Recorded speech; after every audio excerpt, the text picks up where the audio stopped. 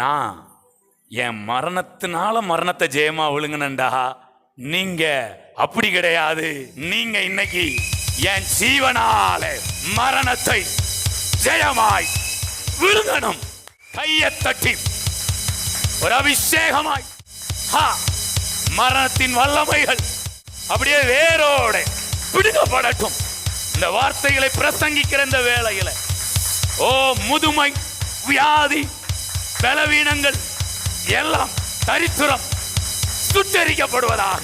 ராஜ்யத்துக்கு விரோதமான, தேவ சித்தத்துக்கு விரோதமான, தேவனை அறிகிற அறிவுக்கு விரோதமாக இருக்கிற எல்லா மேட்டிமையான எண்ணங்கள், பிசாசுடைய தந்திரங்கள் எல்லாம் இப்பொழுதே இந்த ஆவியாகிய வசனம் என்னும் ஆவியின் பட்டயத்துக்கு முன்பாக அதெல்லாம் வெட்டப்படுவதாக.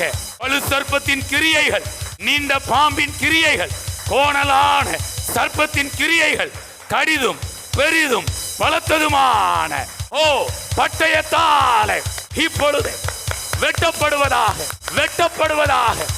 சோப்புகள் எல்லாம் இப்பொழுது கோடரியால் வெட்டப்படுவதாக. நல்ல ஒரு அபிஷேகத்தோடு ஒரு புத்திர சுவிகாரத்தின் ஆவி பலமாய் கிரியை செய்கிறது.